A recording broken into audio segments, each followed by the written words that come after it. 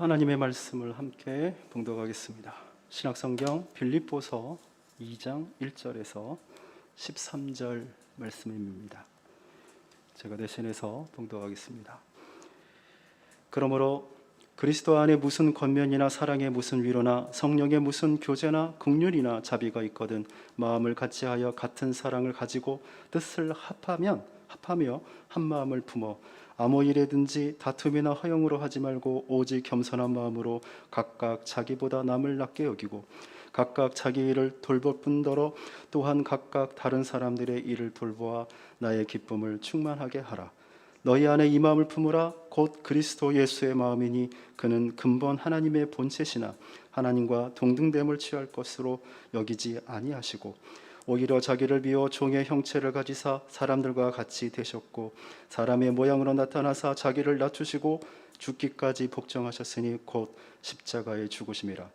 이러므로 하나님이 그를 지극히 높여 모든 이름 위에 뛰어난 이름을 주사 하늘에 있는 자들과 땅에 있는 자들과 땅 아래에 있는 자들로 모든 무릎을 예수의 이름에 꿇게 하시고 모든 입으로 예수 그리스도를 주라 시인하여 하나님 아버지께 영광을 돌리게 하셨느니라. 그러므로 나의 사랑하는 자들아, 너희가 나 있을 때뿐 아니라 더욱 지금 나 없을 때에도 항상 복종하여 두렵고 떨림으로 너희 구원을 이루라. 너희 안에 행하시는 이는 하나님이시니 자기의 기쁘신 뜻을 위하여 너희에게 소원을 두고 행하시게 하시나니. 아멘. 오늘 본문의 말씀을 가지고 내가 주인 되신 예수님이라는 말씀의 제목의 말씀을 함께 나누도록 하겠습니다. 올 한 해를 뒤돌아보면 너무나도 급하게 빠르게 한 해가 지나간 것 같습니다. 하나님께서 오늘 우리들의 삶을 인도하시고 축복하는 가운데 지내온 것은 오늘 하나님 앞에 영광을 돌리기를 원합니다. 이 모든 것이 하나님의 은혜이며 은총이심을 찬양하시기를 바랍니다. 코로나 중에서도 우리의 사역과 일터, 가족, 교회를 지키시며 하나님은 눈동자와 같이 우리를 보호하셨습니다.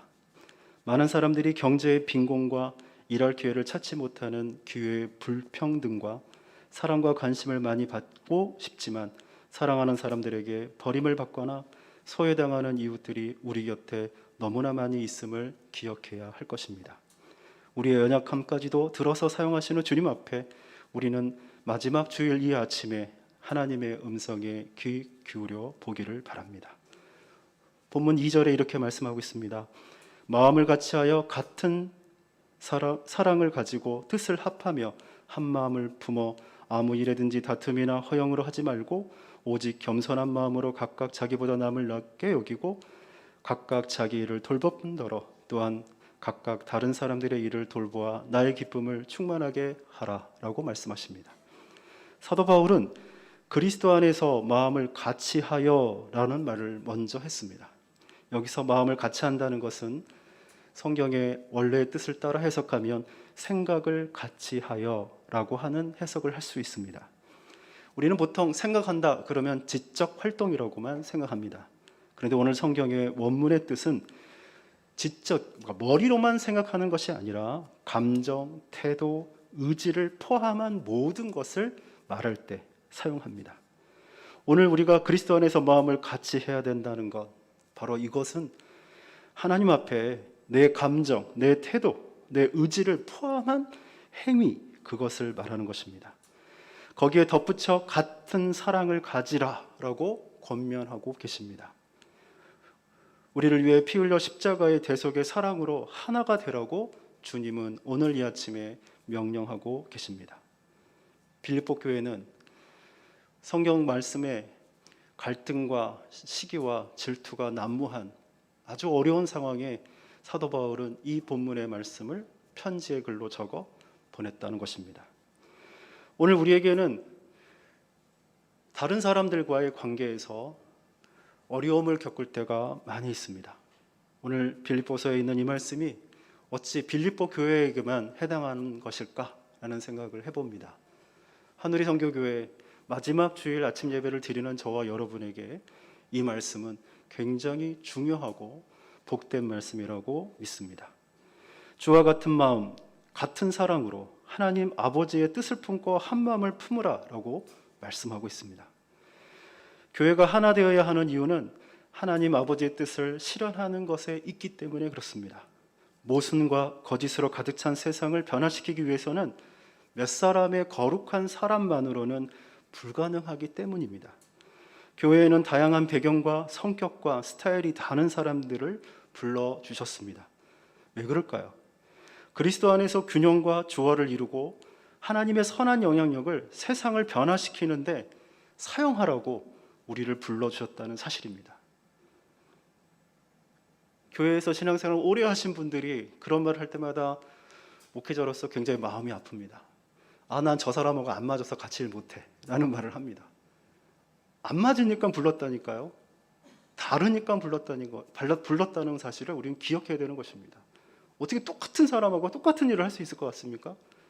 잘할 수 있을 거라고 생각하지만 결코 잘할 수가 없기 때문에 주님은 우리를 다양함 속에서 불러주셨다는 사실을 여러분 기억하시기를 바랍니다. 이 모든 것이 하나님의 계획이라는 것입니다. 우리 모두가 다르다는 것은 축복입니다. 나의 부족함을 믿음의 안에 공동체 안에서 채워줄 또 다른 지체가 반드시 있기 마련이라는 것입니다. 나의 장점을 살려서 누군가를 섬기고 세워주는 일이 교회 안에서 일어나야 하는 것입니다. 우리의 믿음의 진보가 머물르지 않기 위해서는 서로를 격려하고 위로하고 함께 같이 한 마음을 품고 주를 섬겨야 할 것입니다. 이게 그리스도인의 모인 집단, 바로 교회가 그런 모습이어야 된다고 사도 바울은 우리에게 거듭 권면하고 있습니다. 5절입니다. 너희 안에 이 마음을 품으라 곧 그리스도 예수의 마음이니 라고 말합니다. 그리스도 예수의 마음을 품는 것은 자기를 낮추는 것입니다. 7절에 자기를 비워 종의 형체를 가지사 사람과 같이 되셨고 라고 말합니다. 여러분, 이 뜻이 어떤 뜻인지 아십니까? 여러분, 종이 주인이 되고 주인이 종이 되는 거 보신 적 있습니까? 그렇게 되고 싶어도 되질 않아요. 그런데 종은 스스로 할 수가 없어요. 주인은 그것을 가능하게 합니다. 바로 오늘 우리에게 그 본을 보이셨다는 것입니다. 낮아지기를 비천한 종의 자리까지 낮아지시는 것을 서슴지 않으신 이유는 본문 10절에 이렇게 고백합니다. 하늘에 있는 자들과 땅에 있는 자들과 땅 아래에 있는 자들로 모든 무릎을 예수의 이름에 꿇게 하시기 위함이라고 말씀하십니다. 모든 사람들이 예수 그리스도가 주가 되심을 인정하는 것입니다. 모든 자들이 예수 그리스도를 주라 시인하도록 하여 하나님의 영광이 드러나게 하시는 것입니다. 주님께서 친히 그렇게 하신 이유는 오늘 우리에게 그렇게 하라고 해도 되고 안 해도 되는 게 아니에요. 선택사항이 아니라 반드시 너희도 그렇게 하라라고 명령하고 계신다는 것입니다. 그러면 교회에는 주인도 있고 종도 있을 것입니다. 그렇죠? 두 가지가 동시에 되는 거예요. 섬겨야 할 때는 종의 자세로, 책임져야 될 때는 주인의 자세로 책임지고 섬기는 모습이 오늘 우리들의 신앙의 아름다운 모습이어야 되는 것입니다. 그리스도를 주로 인정하고 고백하는 것은 그를 우리 삶의 주인으로 모시는 것입니다. 바로 그게 주되심입니다. 내가 주님의 것이라고 고백할 때 나의 모든 것이 주님의 다스림과 그 권세 아래에 있다고 인정하는 것, 그걸 시인하는 것, 그리고 인정함을 받는 것, 오늘 그것이 오늘 우리가 고백해야 될 말씀이라는 겁니다. 내가 인생의 주인이 아니라 바로 예수 그리스도가 주인이 되심을 시인하고 인정하는 것입니다. 오늘 우리들의 고민과 걱정은 무엇인가를 결정하는 데 있습니다.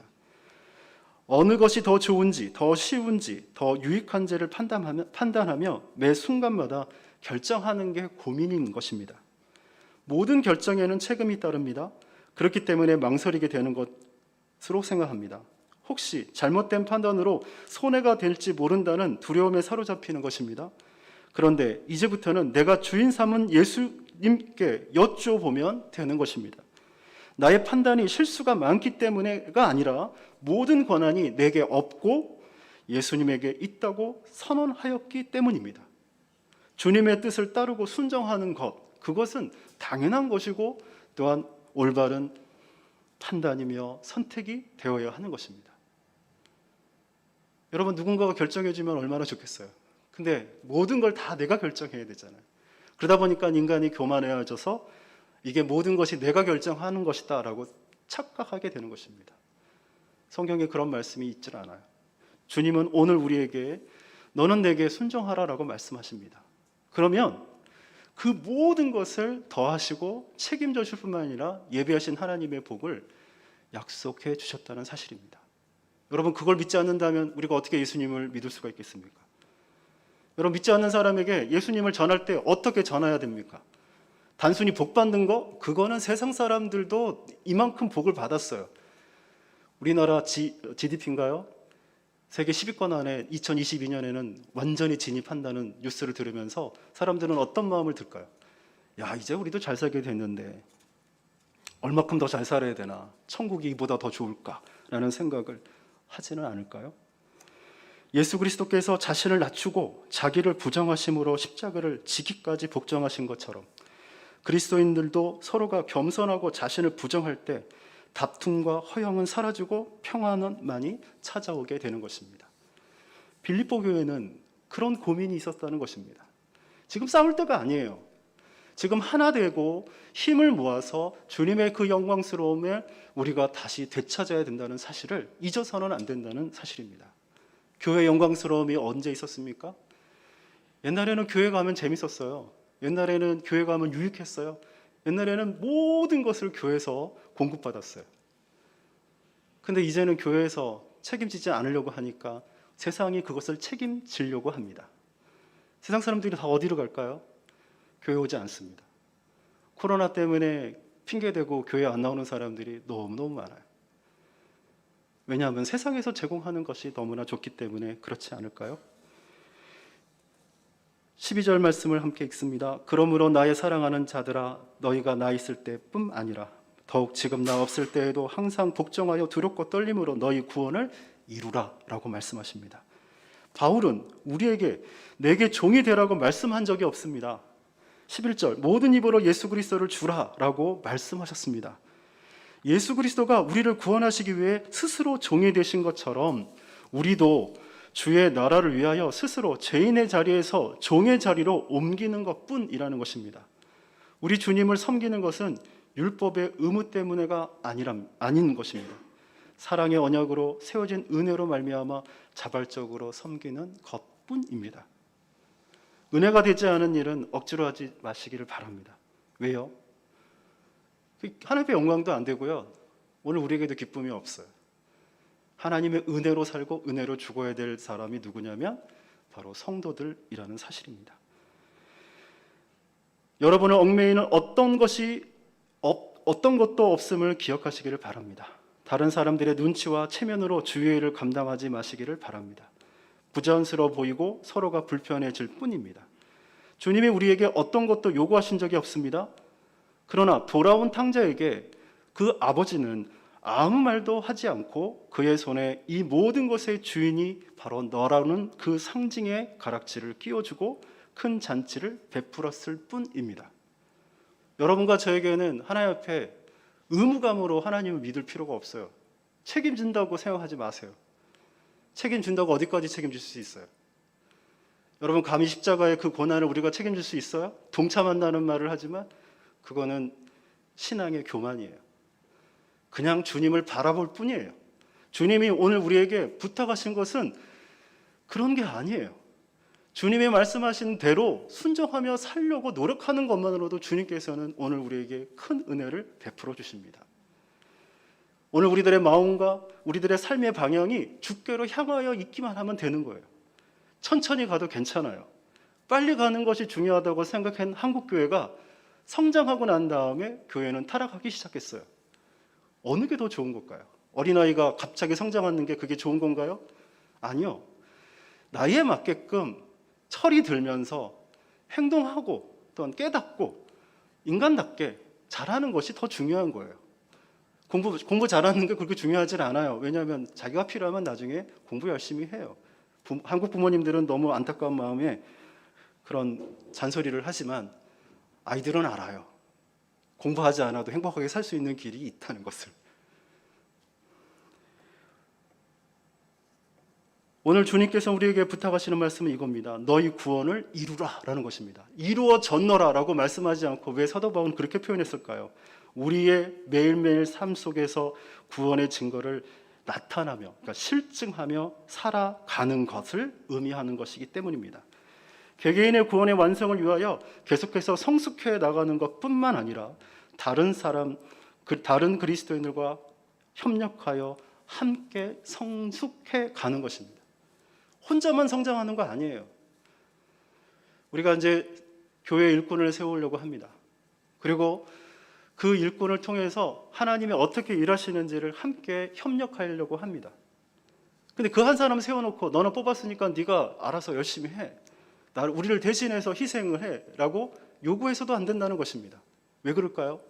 오늘 우리는 주님의 은혜 아래 있고 주님의 부르심에 그 공동체로서 섬겨야 될 것은 서로 합력하여 선을 이루는 것이기 때문이라는 것입니다. 본문 13절 마지막에 이렇습니다. 너희 안에 행하시는 이는 하나님이시니 자기의 기쁘신 뜻을 위하여 너희에게 소원을 두고 행하게 하셨나니 라고 말합니다. 여기서 소원을 두었다는 게 뭘까요? 주님은 오늘 우리에게 기대하고 계시는 것이 있습니다. 우리가 하나님 아버지가 세우신 계획과 뜻을 위하여 우리에게 하나님의 나라의 소원을 두고 계신다라고 말씀하고 있는 것입니다. 우리를 종으로 인정하시는 것만이 아니라 자유자로 스스로 하나님의 거룩하신 뜻을 이루는 일에 자발적으로 맡겨주신 그 사명을 감당해 나가는 것을 보길 원하시는 것입니다. 하나님이 다스리신다는 주권 아래 있을 뿐 우리가 세우는 계획과 준비를 지혜롭게 이루어가며 서로 협력하여 선을 이루시기를 주님은 응원하듯이 소원을 너희에게 둔다라고 말씀하고 있다는 것입니다. 얼마 남지 않은 한 해를 마무리하는 때입니다. 희망찬 새해를 기대하며 은혜로운 연말연시가 되는 축복을 우리 모두가 함께 누리기를 원합니다. 우리 옆에 있는 사람하고 덕담하고 말씀을 정리하려고 합니다. 여러분 한번 인사하겠습니다. 한 해 동안 정말 많이 수고하셨습니다. 여러분 인사하십시오. 자, 두 번째 인사입니다. 한 해 동안 너무너무 고생하셨습니다. 자, 마지막입니다. 한 해 동안 고생하신 여러분, 내년에는 더욱 성숙하고 성장하시기를 주의 이름으로 축복합니다. 내년에는 더욱 성장하고 성숙하는 우리 모두가 되기를 주의 이름으로 축복합니다. 기도하겠습니다. 은혜로우신 주님, 오늘 우리가 주님의 은혜 아래 있습니다. 내가 세운 그 계획을 실천하고자 노력하여도 제대로 되지 않는 일을 가지고